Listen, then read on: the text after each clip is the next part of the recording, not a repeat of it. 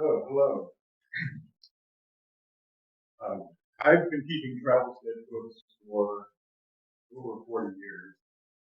Not continuous, but I do have a big pile of sketchbooks. There's some of them here. There's probably, I don't know, 35 sketchbooks. Doesn't necessarily mean I'm getting better, but it's a lot of practice. I love to draw. And I want to point one thing out with all this. I'm presenting this so that you can look at my work, but also so that you can think about doing your own sketchbook and some ideas about how to do that. And not everyone, especially nowadays, not everyone draws with an architect. Not everyone has the same drawing skills that they used to do. And writing is also acceptable, especially in his sketchbook. And I wanted to bring up John Ruskin, who was an art critic and writer around the last turn of the century, who encouraged people to draw, not necessarily to be a good artist, but to improve your perception and as a way of describing slowing down. And even at that time, he was noticing a lot of people were taking photographs, and he said, "Don't snap the pictures. Slow down, draw a picture, and see what you appreciate in the time." And he also encouraged something called word painting, which I do too. Like, a lot of times I've gone to a museum and I wanted to remember a picture, and I couldn't quite remember it, and I discovered that if I see what associates, I never forget one image of it's on Art Nouveau painting in Hamburg years ago, and there was a certain kind of orange that reminded me of the dreams of the foxes. And so I wrote that down, and it's enmeshed in my memories. So there are a lot of things that you don't necessarily need to draw for to keep sketchbook. It's part of the point. So here's an overview of what we'll be talking about. First, I'm going to talk about my sketchbooks for a while, and then we'll talk a little bit about tools and techniques, and a short amount on other artists and architects and what they've done. And then hopefully at the end we'll have some time. I'm going to show a little bit about what I've done and some other people have done with their travel pictures. And hopefully there'll be some time for you to have comments and points that are useful. So one thing I wanted to say is that keeping a sketchbook, for me, I've often associated it with being on a busman's holiday. And apparently, late in the 1800s, they called them busmen, these drivers that drive carriages or buses in London. And some of them would take to going for a long drive all by themselves in their bus on the weekend. And I think of keeping a sketchbook for me is a little bit like that, because I love to draw, and I draw when I work. But when I go for a vacation, I also draw, and I love to draw there, and there's a different kind of freedom when I do that. So it's my busman's holiday.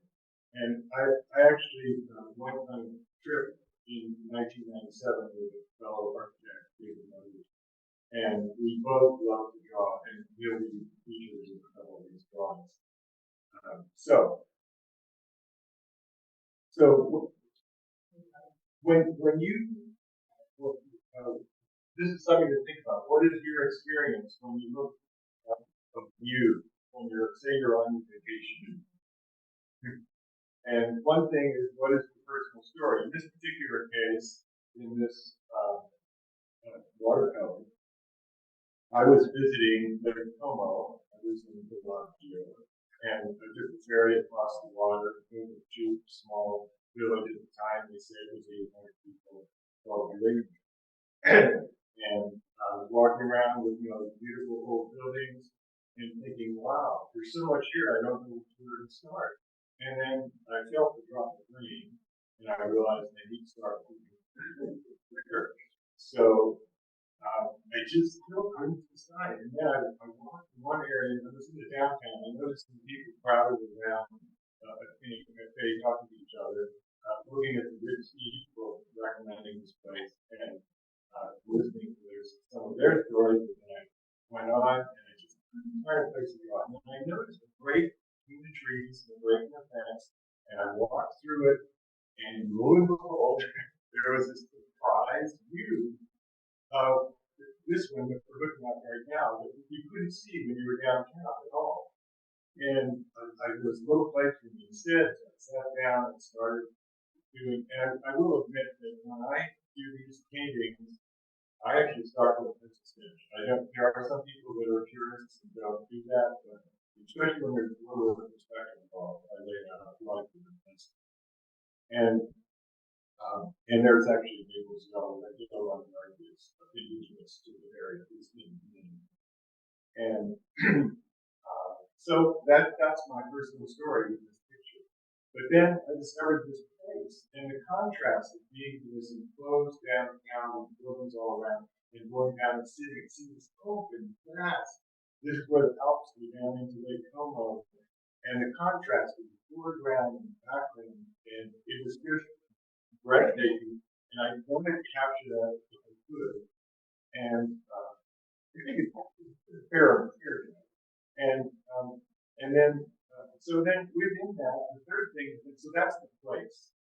This place where there's old buildings that are preserved and don't look dilapidated. And we had a model of David and I traveling in Italy. Its character in America is awesome, and we find that the things age so beautifully there. And I saw some of that in Lobby too.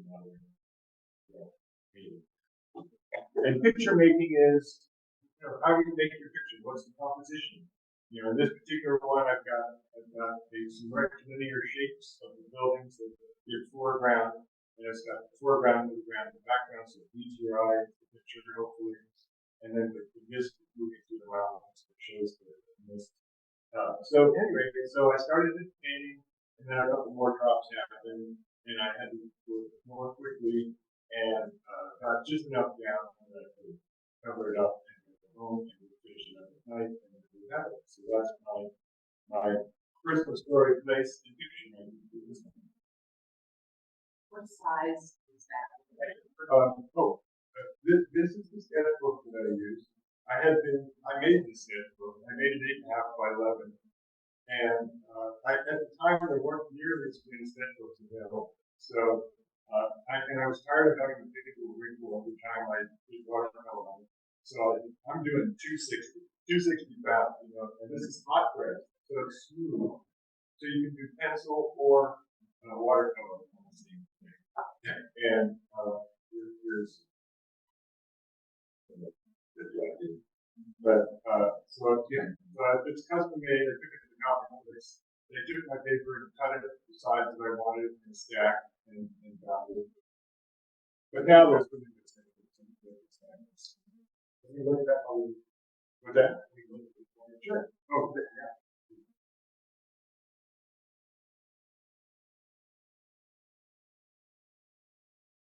So I started more formally keeping these sketchbooks in 1982 when visiting my wife's family in Germany. Here's a picture from Hamburg. And I'm not going to tell story, place, and picture for every one of my images here, but just for a couple to let you know. This was my first visit to downtown Hamburg, and we were sitting in a cafe, outdoor cafe, where people walking by in a colonnade and an arcade. And there was this beautiful city hall from the early 1800s. And so that's my picture. And so it has this, talking about picture making, this has foreground, foreground, and the clouds kind of visible with shape. And I like the contrast. One thing I like to look for in an image is the contrasts. And in this case, there's like an amorphous sky and clouds moving around. And there's this very crisp shade of the spire of the tower. Oops. And here's another image walking through Hamburg. I love the way that sometimes the plants sort of vignette and create a frame for the architecture. They kind of go hand in hand. And I added a red tint to the sky so that it would bring out the green of the foliage. One of the things I like about this particular hot press paper that I was using, you can see how you get these little puddles of color, and I actually like that. And so, depending on how you work, you kind of you can use that. And then a couple of sketches in my travels through Hamburg. This is an old church that Brahms actually played in years ago. It was rebuilt several times. This particular incarnation is Baroque, but I love this sort of curvilinear balcony on it. And then Rosenberg is an old medieval town. You have all these character roofs that have odd shapes to them. And in the sketchbook, this is not my 260-pound sketchbook. This is my older sketchbook, which is this one from 1983. And I find that it's nice, graphically. I like having a painting and a drawing, or a painting and some words.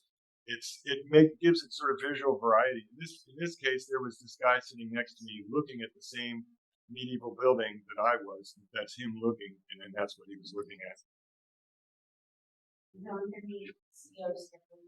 What's that? Yeah. So there is something I like to call artistic echo. When you take your trip to Europe or wherever it is, we go to museums. We go to a lot of art museums, and that can get to be an overload after a while.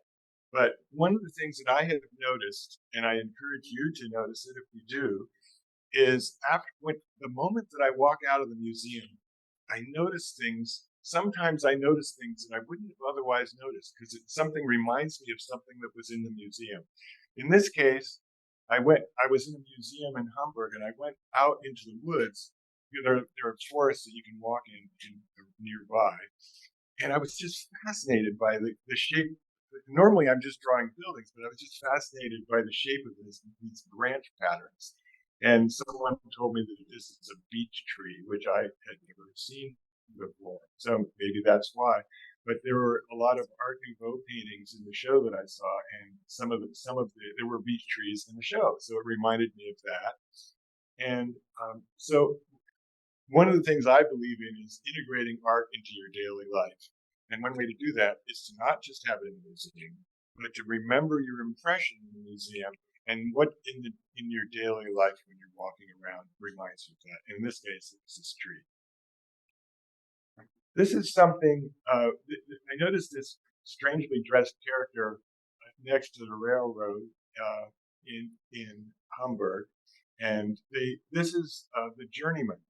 And they still have the journeyman concept in France. I don't know if they do it in Italy, but they have it in France and Germany, where you take a couple years of your life in whatever trade you're in. In this case, he was a carpenter. And you hitchhike around, and you find a place to stay, and you prepare something for them, you do it for free, and then they write in your book about how well you did. And then after the end of the 2 years, you use this book for your resume. And in this case, I think they almost always wear black. And when they walk into the cafe of the neighborhood of the town that they're in, people always recognize them. I've heard that there was a song that they used to sing, but we have a niece who actually did this and just completed her journeyman trip several years ago. But people recognize this person, and they come over and they say, I have a chicken shed in my back that I need to have built in my backyard. Can you come over and we'll put you up for a week and you can build this for us? So that's what this is.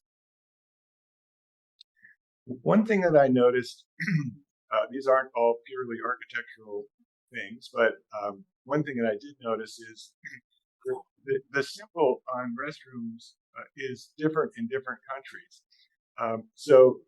This is the man on the German's restroom door, or the person in the German's restroom door. This is clearly a man in France. And I just thought how great it was that, how different people express themselves graphically in different countries.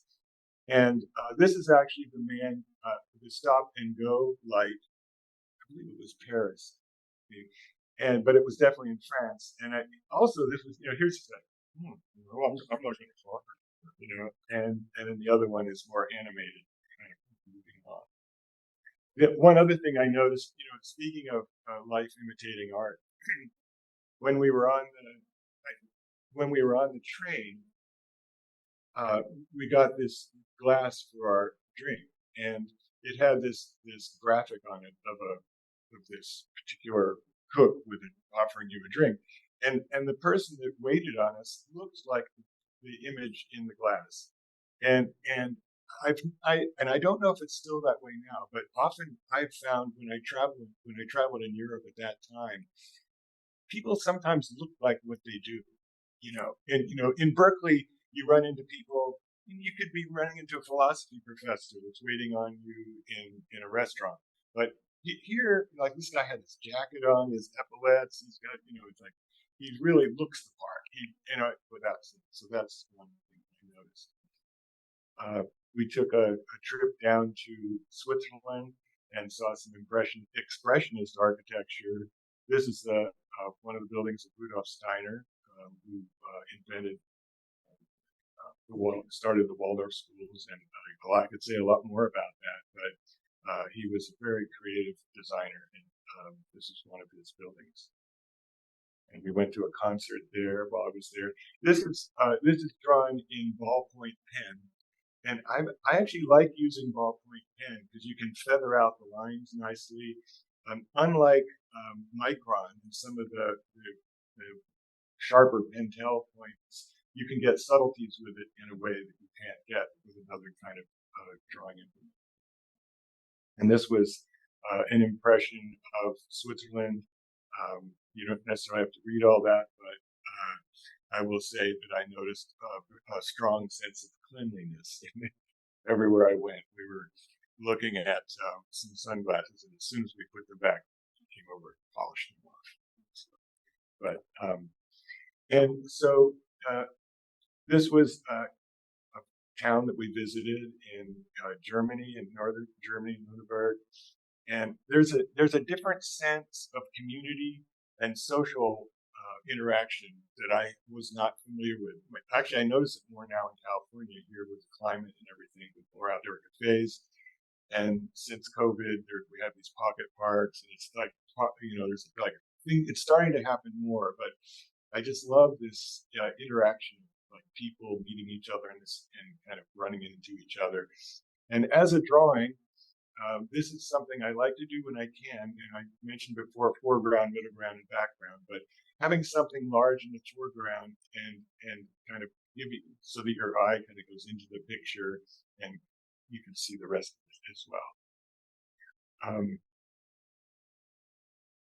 In the book Art of Zen and the Art of Motorcycle Maintenance, the guy that wrote it was talking to someone that was trying to write and they couldn't come up with an idea. And he said, just look at that brick wall. Just start describing one of those bricks.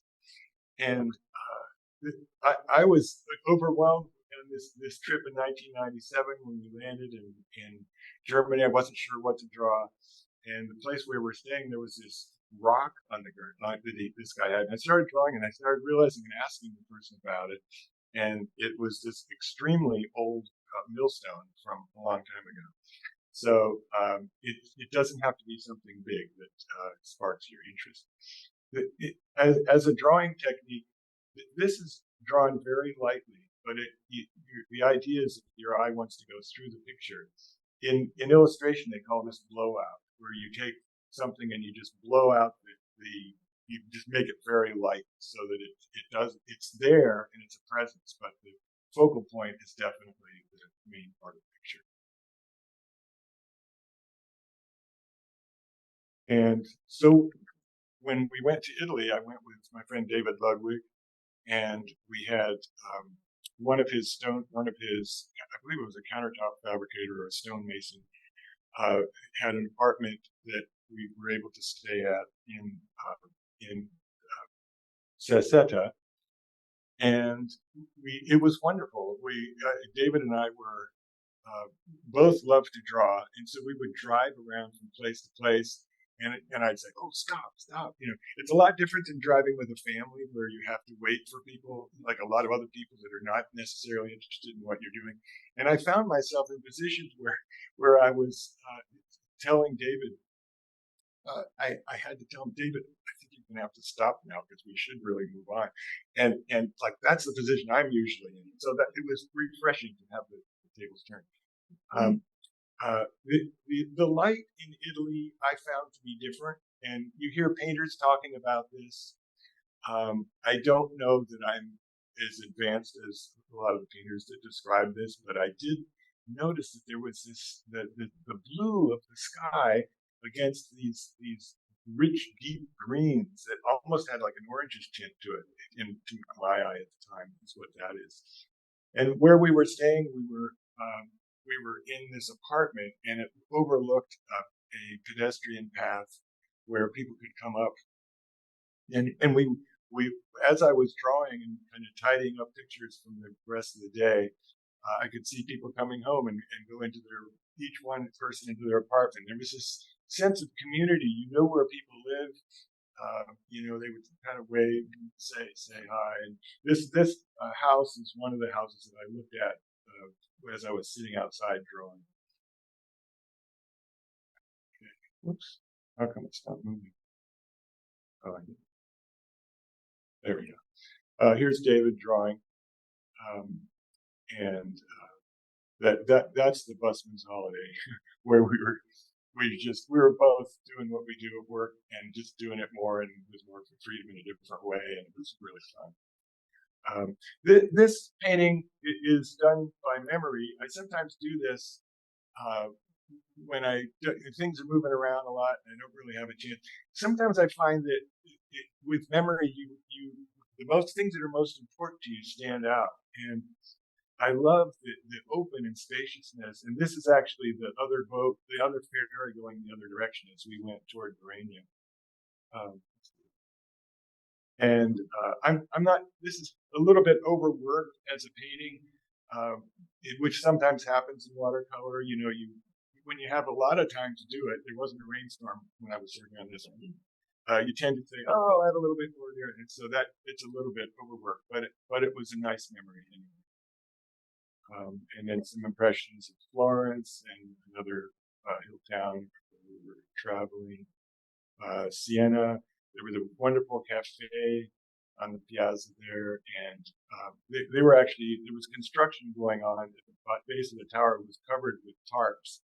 So I drew it without the tarps, kind of imagining what could be underneath because I thought it would be nice to have that. So one thing with architectural illustration is that as architects, we're very comfortable drawing rectilinear lines. And when it comes to the foliage and the figures, it's like, I better get something here quick. But, it's not necessarily has the same spirit as the rest of the picture.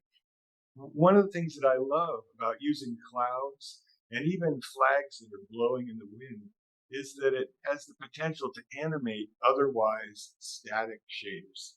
And and actually something to keep in mind with this too, when you're designing, sometimes what works in an illustration also works in reality. You have flags kind of blowing.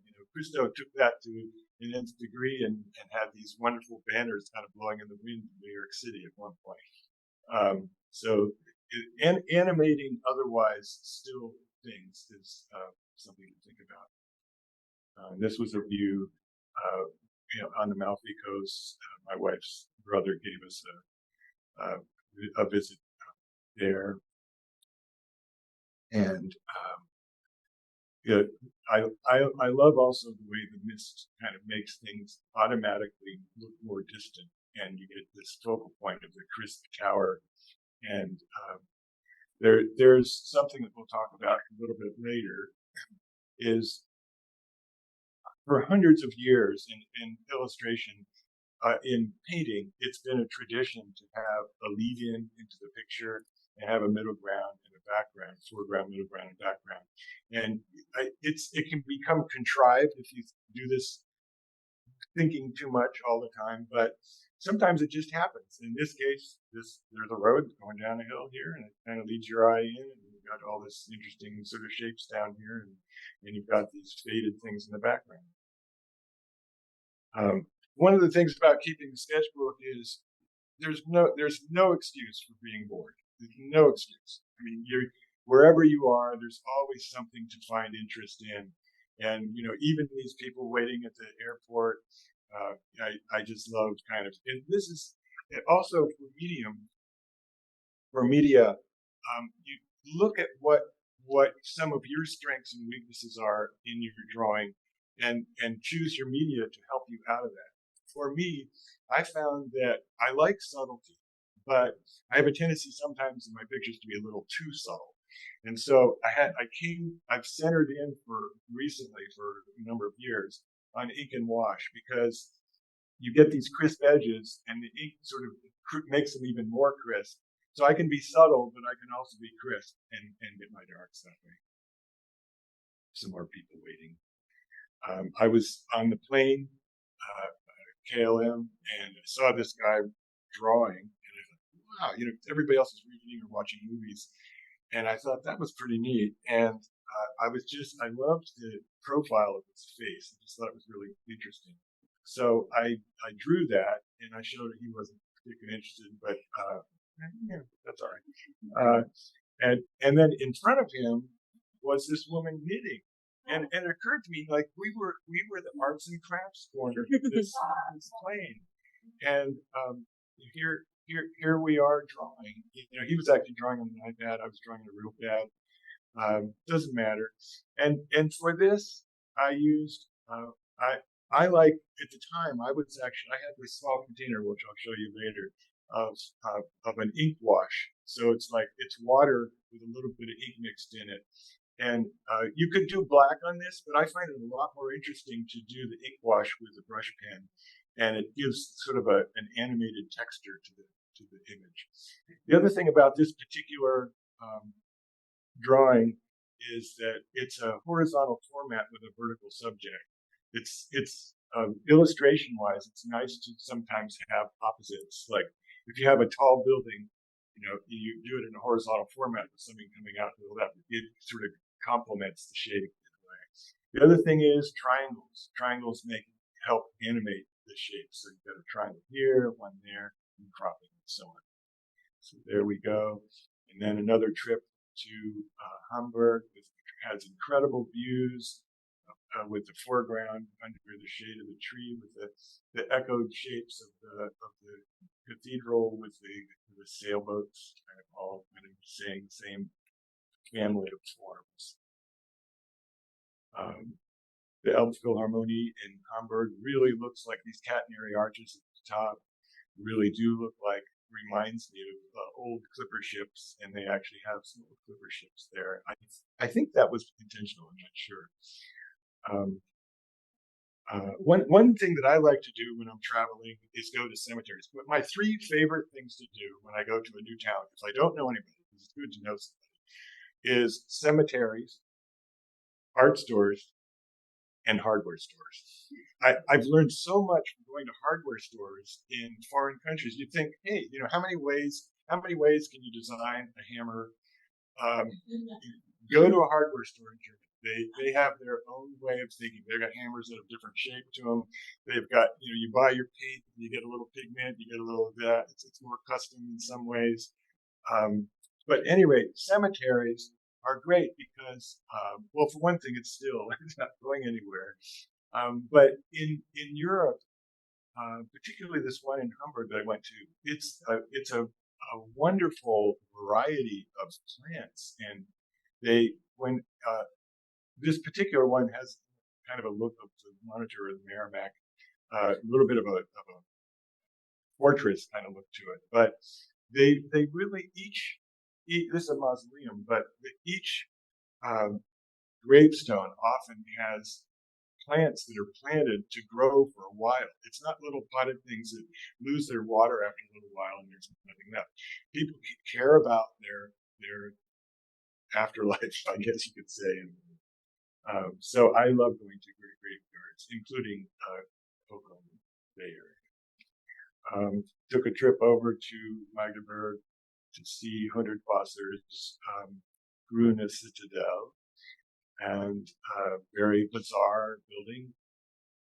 And at the time, he must have had an extremely strong will to get this passed, because no one wanted him to build it. They wanted to put it out the edge of town.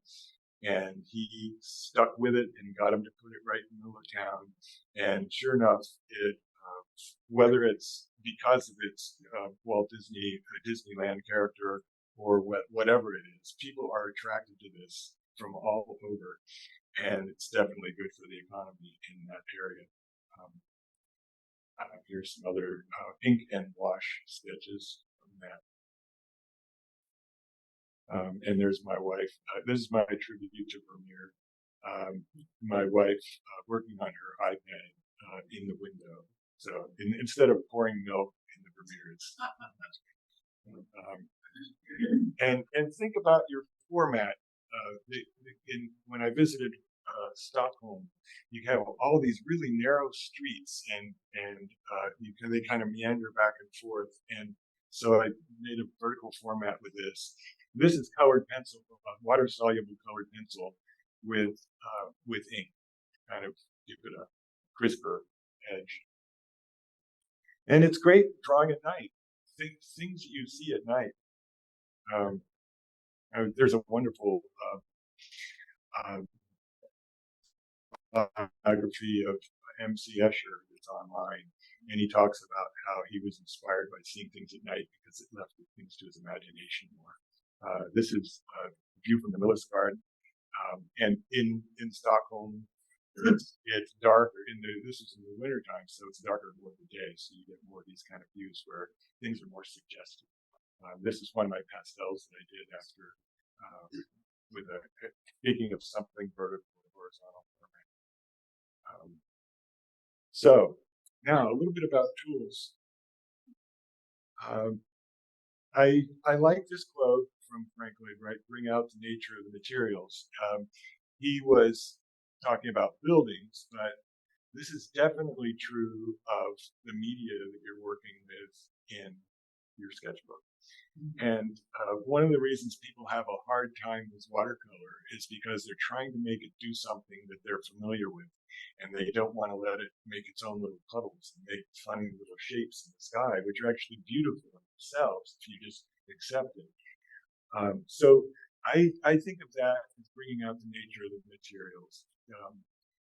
Same thing with pencil. Like there are certain things you can draw with a pencil if you make a chisel tip on a regular pencil, you can actually just draw a line and it becomes like the riser on the steps, and just go boop, boop, boop, and there the steps are done. Here's my collection. I don't take all of this with me every time. I've been using less watercolor and more water-soluble colored pencils recently.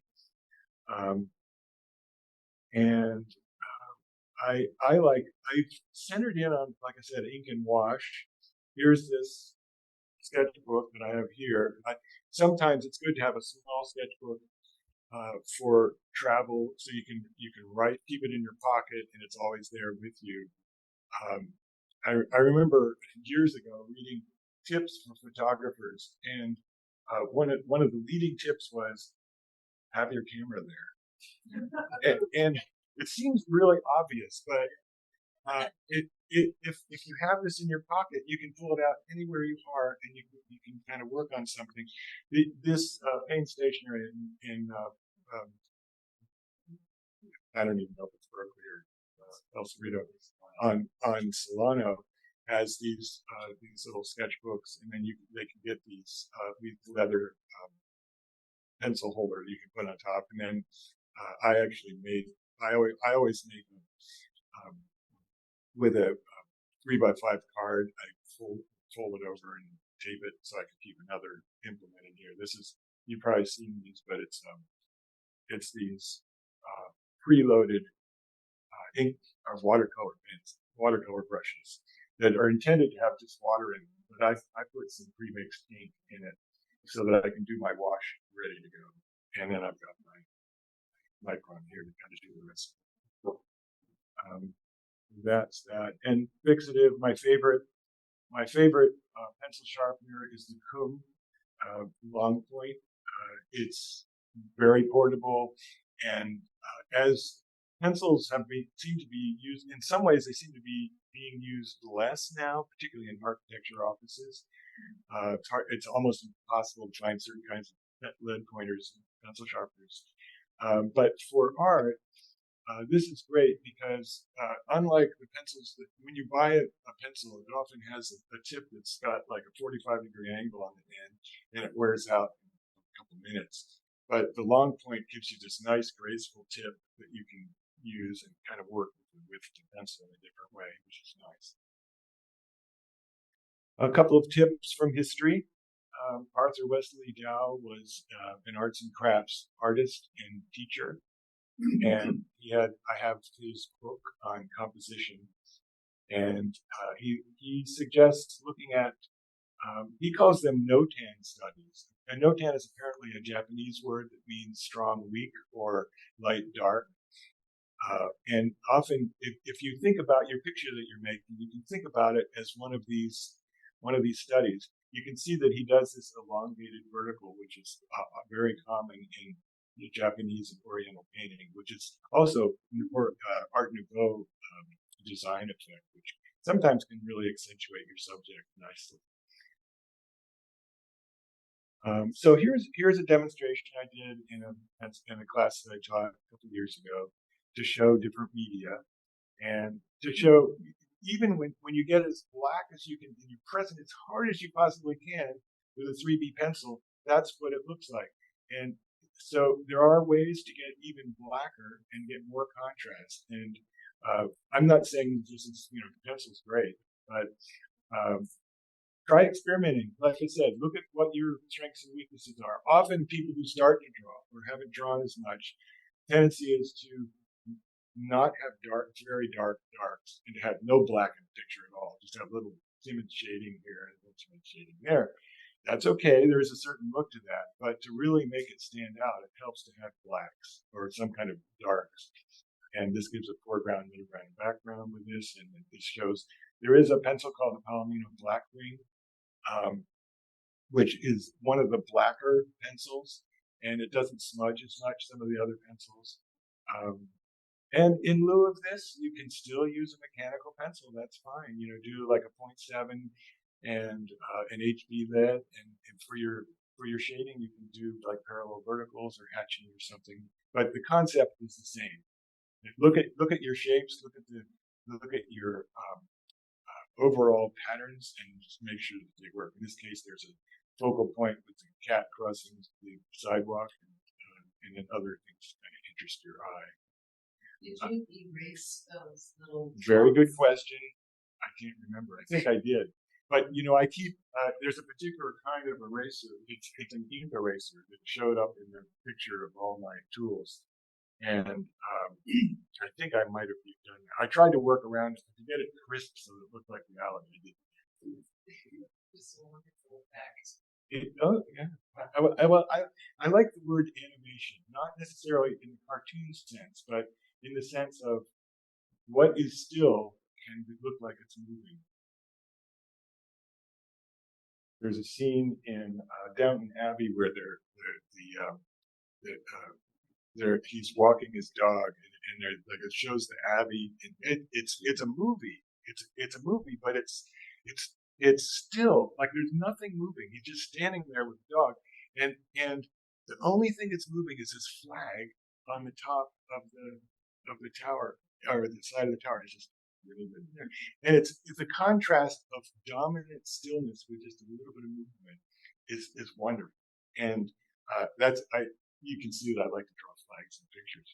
That's one reason I like to do it. So I assume that everyone knows about perspective, but I will just say because architects are trained in perspective, and we all know that. But I will just say that I say this to everyone when you're drawing. Think about the cube in this image. There's got a lot of shapes going on. How many cubes high is it? What is the vanishing points of the cube where you're seeing it? So that's one thing to think about is the cube. The other thing is try to get several values of tone in your picture.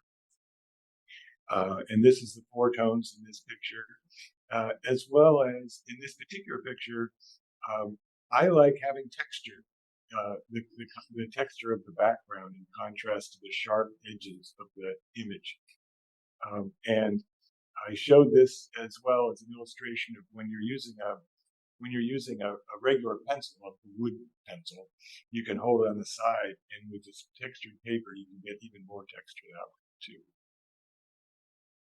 And this is a very quick sketch to show the difference between a couple different media. This is when we finished at 1:30. Oh, 1:30. And this is a Pentel pen. It's one of those leafy kind of black Pentel pens. And this is a line drawing, and this is water soluble. So I took a brush with water on it and kind of went at it with this. In this case, it got a little mushy, but the concept is still there. I for years I was trying to avoid. Speaking of working in the nature of the materials, I was trying to have permanent ink, be sure nothing is going to bleed. And then all of a sudden, an accident happened, and I took a brush, and the ink started moving around the paper. I thought, wow, that's kind of nice. So I started doing that all the time. And what? That's a happy accident. That's a happy accident. Alex is right. Yes. So this is quick sketches with a brush pen with black ink that's totally water soluble. So it's something to experiment. I'm not saying everybody should do this, but one of the things that happens with line drawing, and people who don't draw as much sometimes end up with only lines, is it's important to have some tone so that you have the figure ground is clear, so the lines don't get confused with what's background and what's foreground. And in this case, using the brush to go around here did that, and that's what that is. This is a very quick sketch I did for a student to show. He was drawing cathedrals, and I just wanted to show colored pencil and a way of getting color. It's something to think about when you're doing color is to think about a limited palette with a dark, and you do like dark. This is water soluble sepia or black, and then feeding into that with a little red, with not pure red, but like salmon, and then sort of a turquoise blue, and then a yellow ochre. This is a composition that you'll run into when you're traveling in Europe, is a cathedral with people in front of it, and the people are wonderful.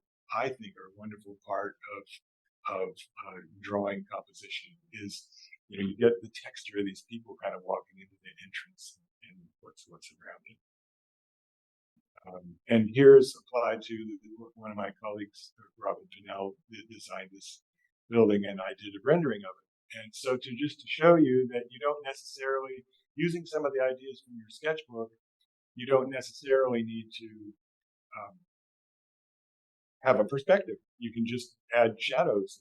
And in this case, with a modern building, the contrast of the texture of foliage and the building each helps each other. The texture makes this seem more pure and like a diamond in the rough, and vice versa. The diamond makes you appreciate the meanderingness of these trees. And then so same principle as before, taking setting all the darks and the values, and then adding the color with colored pencil. So just to step back, another presentation that I do is on art in everyday life, and this is one slide from that. And I just want to mention that this is something else that I think art can do, is that in in abstracting, you think you're drawing something real and perfectly like a photograph, but no matter what you do, you're abstracting and you're showing what is interesting to you and what stands out most to you. And in that, often what happens is you've simplified what you're seeing. And there is a sculptor that this sculpture for the San Francisco transit terminal ended up not getting built. They were going to take the concrete from the broken down old structures and make a human form out of it. In this particular sculpture, but this is an idea. Like if you get the gesture of a person, you don't need much detail at all. I mean, here are a couple of cats that are just molded with just a hint of some ears and so on. And this is a sculpture at the Brooklyn Museum that I've always liked. And it also as an illustration of Mama Bear, Papa Bear, Baby Bear, which is an illustration and also a composition principle for looking at your elevations. You know, like one main thing, something a little bit less, and something a little smaller. And they kind of all this family of forms kind of leads to each other. And just to say that modern ways of simplifying things are not just modern. This is Luca Cambosio in the 1500s. He did all of his drawings like this as abstracted shapes of figures. And this sculptor, who ended up not having the sculpture made there, was inspired by this. So, and I really like Gusto. I guess, varying opinion on who likes him or doesn't, but I think it's wonderful that he'll take a building that you're so familiar with that you don't even see it anymore, and covering it so similar to what happens with drawing and simplifying shapes so that you can make a sculpture out of it. You start seeing the gesture of this building. You see the shadow shapes. You see it in a whole new way. And I think nature does this with snow. When everything gets covered and it has a blanket over it, but you can still see what's underneath it. And I think that art also does that. And that's one of the reasons we have art, to help art. So here are some tips on sketchbooks. I use the handbook. I like to use minimum 86 pound. That way you're covered if you want to erase something or if you want to use some wet media on it. I just discovered this handbook field watercolor journal. A handbook is the name of the manufacturer. That is actually exactly the same as the one that I made 20 years ago. So now I don't need to do that. Stillman Burns, American company, it also has really good paper. These are all good companies. Anyone who hasn't been to Arch in San Francisco, you gotta go. If you're interested at all in drawing and tools. Blick is great, but it's more generic kind of things that Blick has. And you go to a place like Arch and they have one-of-a-kind interesting sketchbooks and pens. And, one of their displays is an old chest of drawers, and you open a drawer and see what's in there. I don't know. It's just, I find it fascinating to learn things. Generally speaking, these things that you're presenting, they will be available for people to look at later online. Yeah. Yeah. Paint Stationery on Solano, I mentioned before, wonderful place for sketchbooks. Better than, actually, I think it's better than Blick myself, for small sketchbooks and travel. And Maido in Japantown Mall.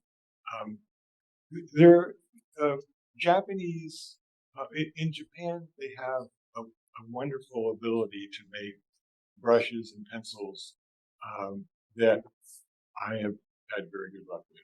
And it's definitely worth visiting this shop in Japantown Mall.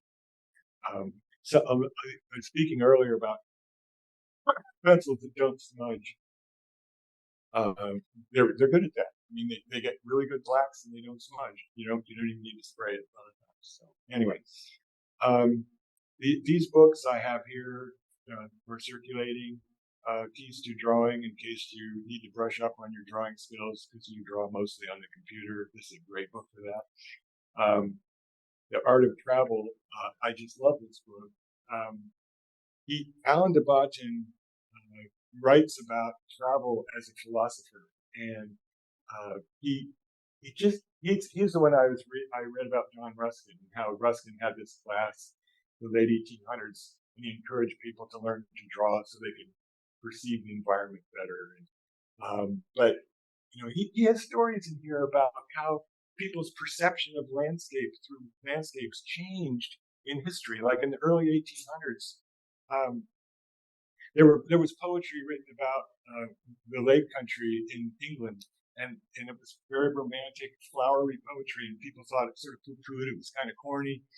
And then later in the 1800s, the Industrial Revolution happened, and suddenly going into nature became this really cool thing, and everybody wanted to go. And the same poet that wrote at that time, his poetry was reinterpreted after that, and everybody liked it.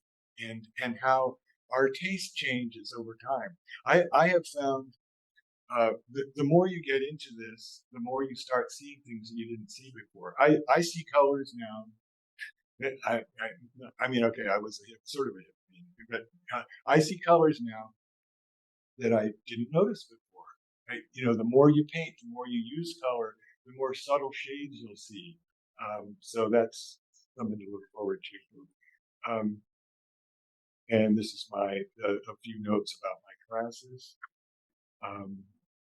And as you can see, I talk about the word life in drawing a lot. And there's an ancient text from like 400 AD or something, a Chinese text about rules of painting. And the first rule is it has many different ways of describing it, but the first rule is life. Does this picture come alive in some way on paper? And I mentioned a few things like using angles and showing things that are moving in the picture and so on. But if you look at Japanese painting, this is actually this is a book that Tim just brought in that I use. It's a nice reference book, The Tao of Sketching. And you appreciate calligraphy, and the shapes that the brush makes have a movement to them in a way that's really nice. So that's that. I had a mini show at one of these free libraries in front of a house. We did a remodel of a Maybach in North Berkeley, and they have an art and lit free library in front of their house. So I had a show where I would show a miniature exhibit of my artwork on top, and you can go to that thing and see that. It makes art available in a different way. So a few other artists and architects. Francesco Guardi. There's a book called Drawing the Undressed Art. And I never read the book, but I just love the thought of this, because underneath we're just bones. If you look at everybody's bones, they all look the same, but the more detail you get on, you realize who we are. And it's similar with drawings. If you take these painters and look at their finished paintings, a lot of them I don't necessarily find as interesting, but like when you look at what's underneath, you can see the bones of their drawing technique and what they're interested in. And Guardi was a master of using just a few lines and having an effect like this. Look at, he's just dot dot dot dot dot dot dot. That's the windows. You have the feeling of a building, and he plays this long shape against the texture of these people in a way that the people feel animated, like they're moving around. Each one is entirely different. I love this work. And toward the end of the 1700s and the beginning of the 1800s, people would take these journeys across Europe. And there was this fascination, kind of romantic, I guess it's the beginning of the Romantic era. There's a romantic fascination with ruins. And you can see that in painters and drawers of that time. Gardy, this is very rectilinear shapes, but talk about animating shapes. I mean, like this plant is like taking over this building, and he still has foreground, middle ground, background. He's got the depth, and he leads your eye through the picture. But obviously you need to draw for a long time to be able to do messy things that are like this and do it. But it's worth jumping in at it once in a while and seeing what happens. Rembrandt was also a master at this. His balance of horizontal and vertical in this. It's very much like calligraphy. Now, Goethe, as he said about himself, I'm not really a very good artist. You can see it's kind of an okay picture. It's average, but he had a couple years in his life where he wanted to get away. He was having trouble with his relationship, and he wanted to travel into Italy just to get away from all this. And because of this trip, there's a journal called Goethe's Italian. I think it's called Italian Journal, and it's very readable. And here it was written in the early 1800s, and he describes he knew about architecture, and he knew about geography, and he could describe the history of how the land probably formed in that area, whatever. But because of his writings, and he went back to Germany, and because of his writings, partly because of that, Germans developed this fascination with Italy. And it's not necessarily how good your drawing or painting is. Also, what you write is important too. Here's one of his ink and wash paintings, which was very traditional, like any number of people that painted at that time.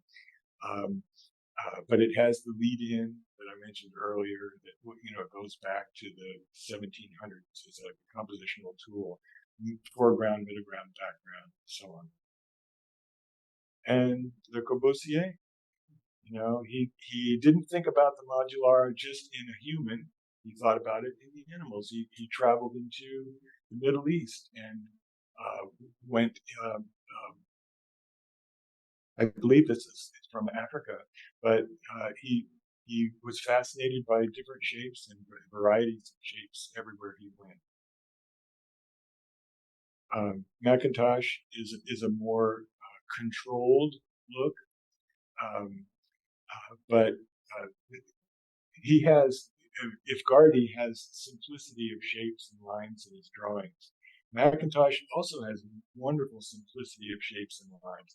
Now, this is something in illustration called bracketing, where you put something dark next to one side so that the building stands out clearly as a solid. He did the bracketing here with a lighter shade, he did it here with a darker shade. But your eye travels through the picture, and there's more interest in one area and so on. Wonderful. You can see the Art Nouveau influence in his drawings. And Neutra used crayons. The more I look at people in history, you don't have to have something fancy. This is actually a very creative use of crayons, where he kind of took it on the side and kind of made this sky-like amorphous shape in the sky. But Neutra was a wonderful colorist, and in his simple shapes of his more modernist designs, he would often have like amorphous shapes of interesting foliage around it. This is another one to check is Antoine Predock, who does wonderful. If you Google him, there's a wonderful collection of his pastels. Just incredible artist, and very bold and nice color shapes. And of course, Francis Ching, who all of us who grew up in architecture school in the 60s and 70s, even 80s, I suppose, loved his drawing, the Ching style of printing. But his book, Sketches from Japan, has some wonderful sketches, and it's also more of a controlled look, but very beautiful and elegant, and has all these qualities that we've been talking about. So, after your travels, we're going to have a little more time at the end than I thought. Whoops.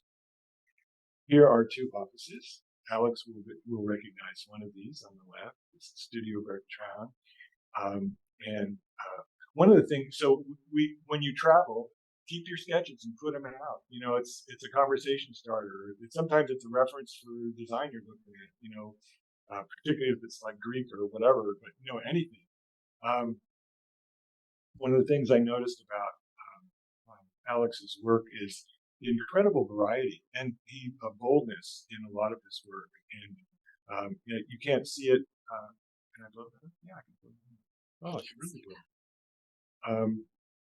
I like how he used actually cardboard and corrugated cardboard because it gives a nice neutral tone to the background. But these are wonderful. They're well, I mean, you're humble, but I would say no matter what your budget is, I'd say that's something to think about. Cardboard. I know I have a collection of cardboard ends of 8.5 by 11 pads that I've used with pastel. It's really fun. You know, when you start with a neutral background. Here's one of our desks at the Jarvis office. These are some of my local sketches from the cemetery, El Cerrito, and so on. All my sketches up here. When I got back from Sweden, I did a calendar of different images from our travels. This particular image is from photographs because it was driving. And I still use photographs, but I definitely don't copy. I will say that the early pictures that I showed of Italy, the watercolors, that was pre-digital camera much, and they're all just sitting there and doing it, which definitely has a certain kind of quality in its own. But after you do it for a while, you just it all has its own looseness and signature, I would hope. Whoops. How do I get? What are you trying to do? What did I do? Oh, there we go. And this is a view from the Oakland Berkeley Hills, and contrast of sharp and soft. When you're in European towns, this could be the tower of the church, and it's often a wonderful focal point in a picture. But in Berkeley, it's Campanile. So that's what that is. And I've always been fascinated by fog and mist contrasts. That's what that is. And here's a visit to San Francisco. And I still like going to cemeteries locally. This is a water-soluble pencil with ink, and this is all pastel. Yeah, you could actually travel with pastel. Yes, I have some pastel pencils that I use. It takes a minute. One of the things that happens with it, it doesn't have to be a famous building.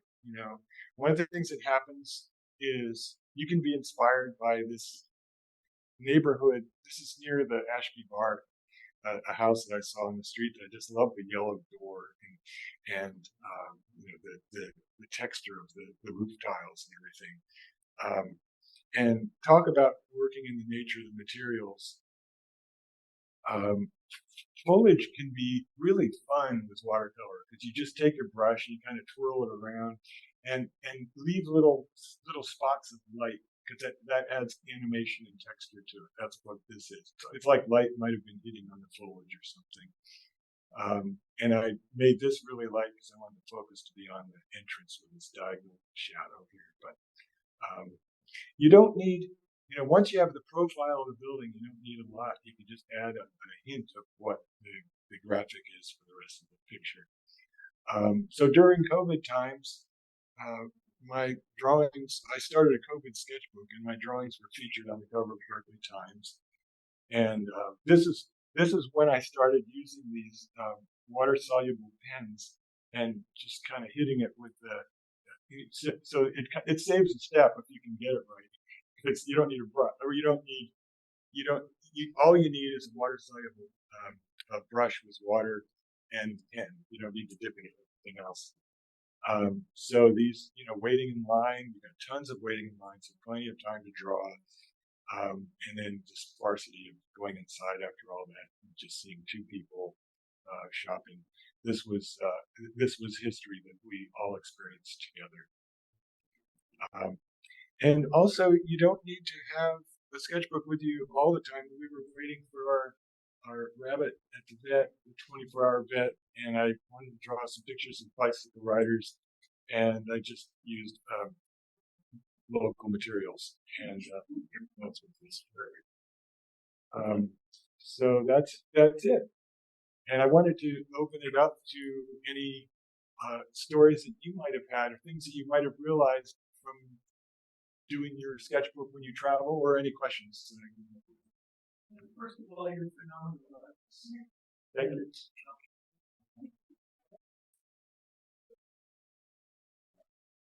Very two things. One is the history of people and sketching, and the other one is you mentioned the Industrial Revolution being the way people presented things.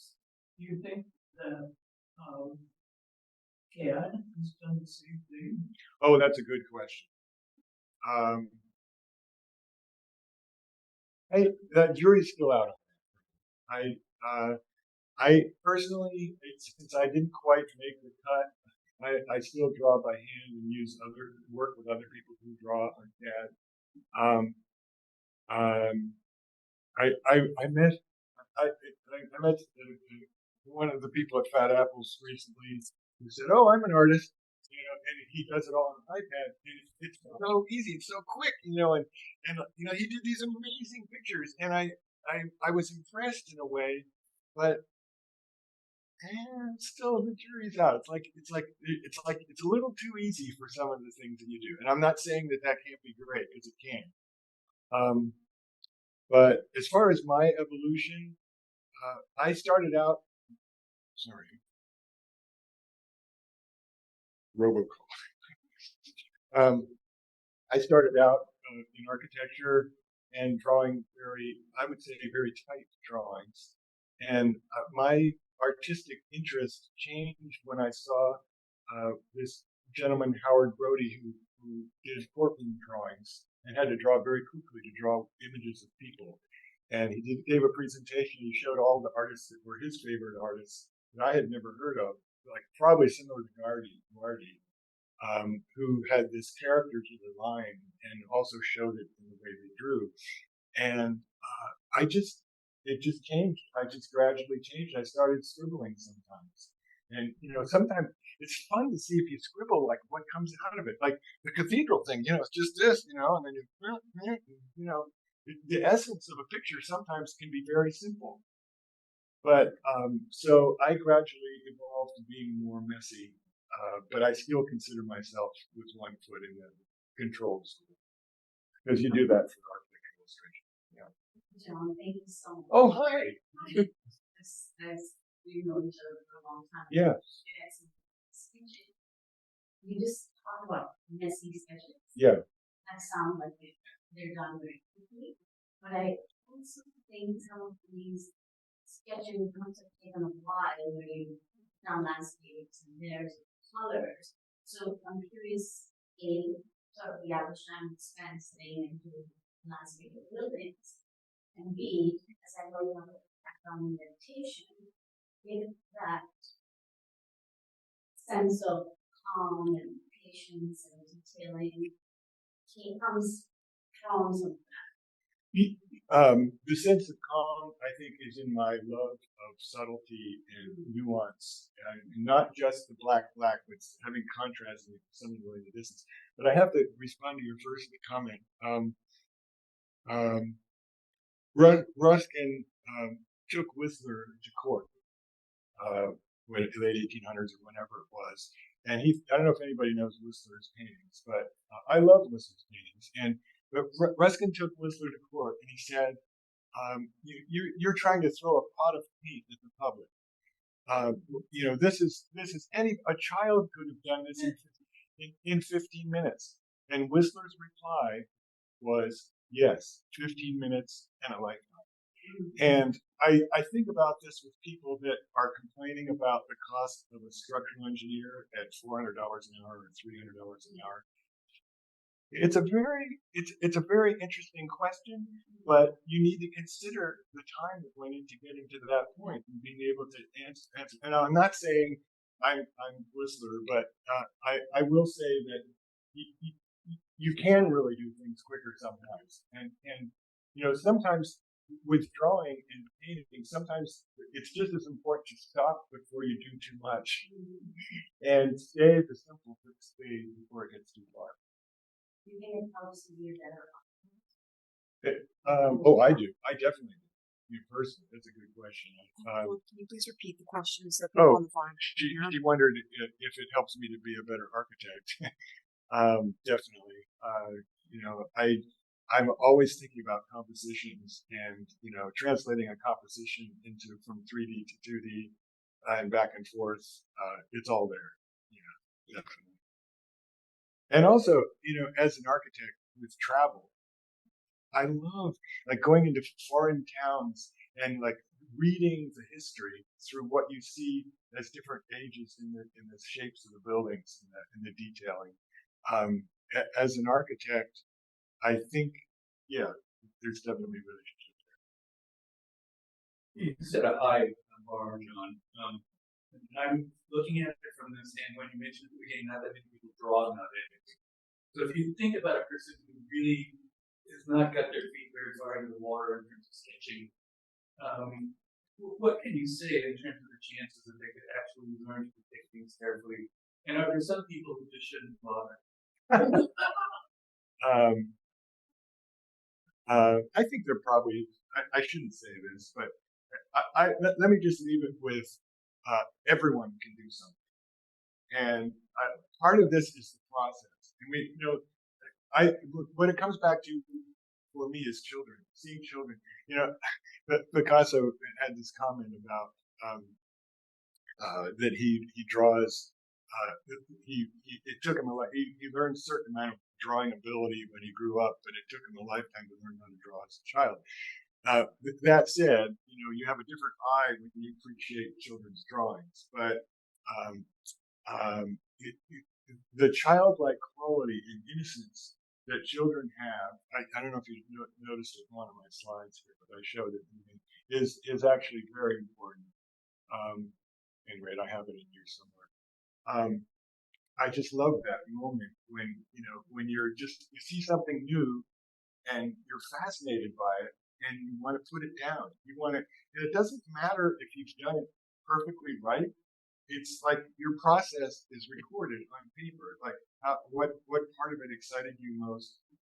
And that said, there are a lot of techniques and tips and tools that I like to talk about when I help people in teaching that can help you express yourself even more. But what I would say, if someone doesn't draw as much, if you have a journal, do some writing. Describe what you see in words. And you'll find that you start seeing a different way through that. Gray is never just gray. It's like it's either a warm gray or a cool gray, or and anyway. Okay. I think it's really important not to being precise. And so all these sketches we've done with ink washing, when I started doing ink washing, it changed a lot. It does something really metaphysical to the drawings. And so I would in a lot of cases, I would take just a pilot fine liner, sketch something that looked like that, and sketch it. Then I would take a sponge and just touch it, and just the blurring those lines, and you've got that. It's just it turns into magic. It animates it somehow. Yeah. And I will sort of a slight word of caution related to that is there are certain techniques that can become too predictable sometimes. And I'm not saying that's not what you're saying, but I'm just saying there is an avenue that you can go down once you start discovering interesting techniques. Like for a while, people were crumpling up saran wrap and putting it in their wash so that it gave it this beautiful texture. But if you do it all the time, it's like it's like you're not inventing. You need to keep the spirit of invention each time as much as. It's like that danger Bob. Oh, yeah, that's right. Yeah, it's great, but it doesn't have the spirit of original to it. One of my other favorite quotes is Gaudi said, let's see, the something about the most creative returns to the original, and something about like he was inspired by Greek architecture and waves, but take it back to the source. Like it's okay to just be inspired by something and just like there's a bunch of vertical lines. I like that. I'm going to put that down. And see where it goes. Because often your hand will start speaking back to you with the ideas.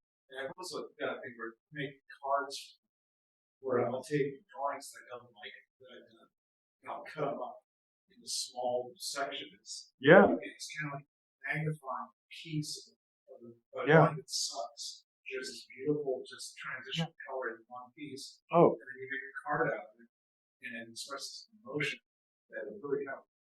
Oh, and Apple computers have wonderful graphics, and one of the things that happens when you start using, the Apple Photos where you can crop it, or you just press a button and it crops it automatically and has these little symbols that come up. I'm amazed. It like takes my old images and does like a horizontal format. I go, did I do that? It's like just the format alone of taking an old image. You're right. It's a very good point. Maybe there's some questions from, we're a couple minutes away. Maybe there's some questions from the audience. No, there's just a couple of comments saying thank you for your presentation. They really enjoyed seeing your photos. And then we had some sound issues at the top and no questions for you. So. It was fascinating by the way edges of things, edges of an image, plus the whole composition. The edges were very different, and they all sort of enhanced what you were doing. Right? Yeah, and the contrast of edge to field, like that kind of playing those off each other. Some reason that reminds me of, I was reading some of Corbusier's notes from his travels in the Middle East and North Africa. And one of the things that amazed him was profiles of buildings, like profiles of minarets, profiles that we don't often think about the shape of a profile, how beautiful it can be. And that one painting that I did of the turret on the corner of a building with green leaves around it, and it never really occurred to me till I drew it. It kind of gave it this focal point that it has a beauty in its own, that it kind of stands out. But you need to contrast something amorphous with something crisp to make it stand out. I agree.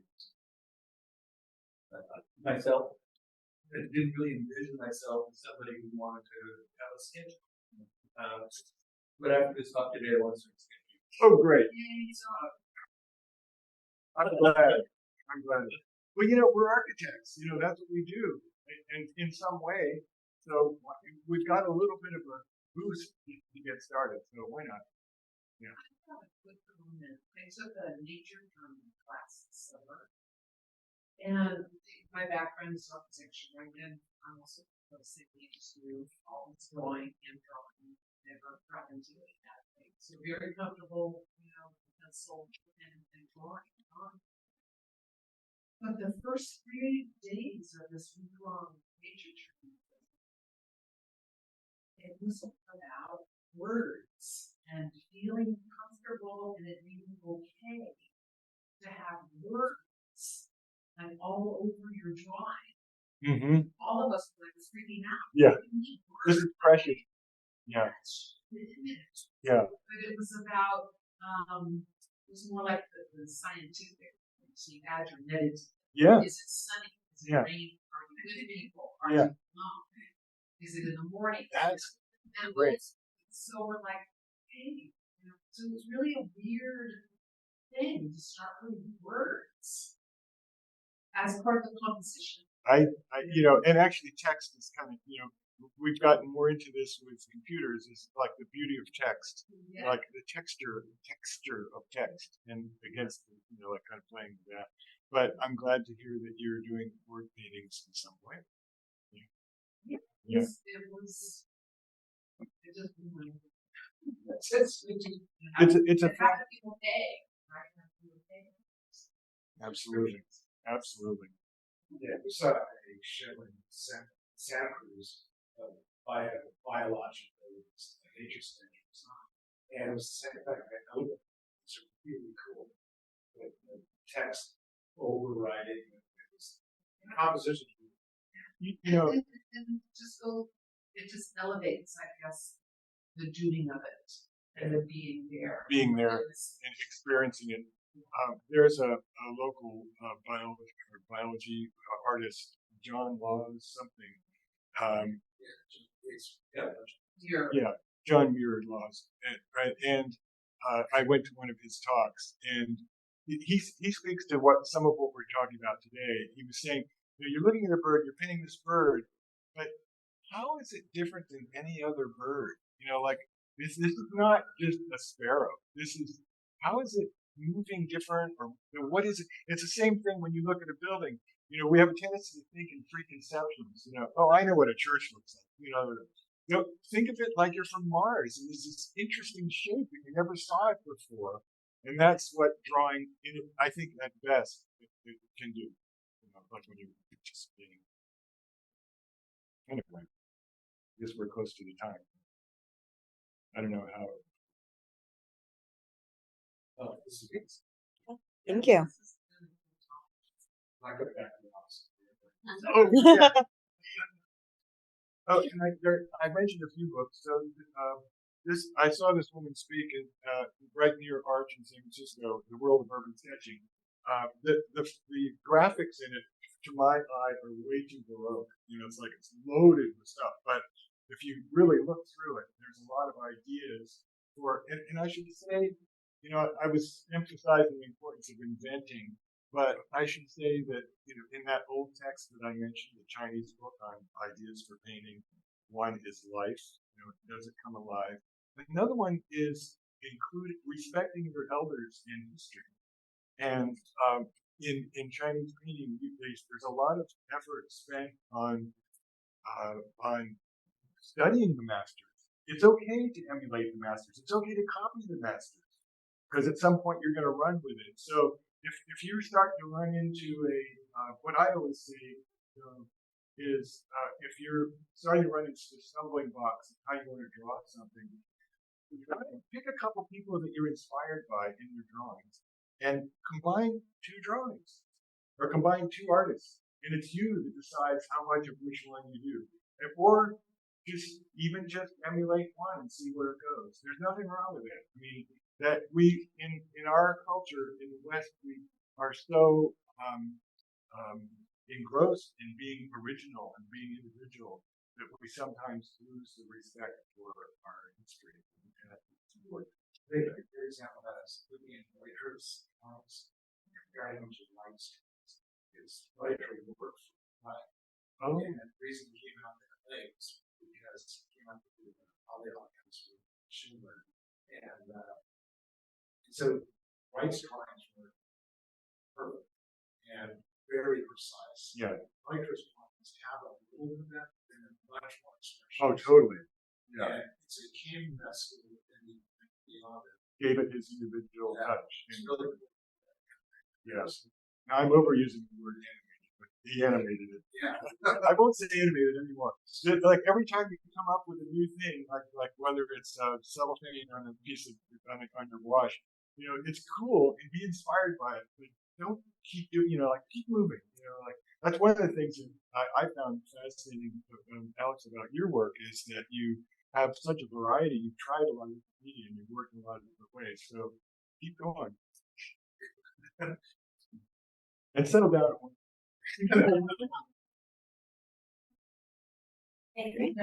Thank you.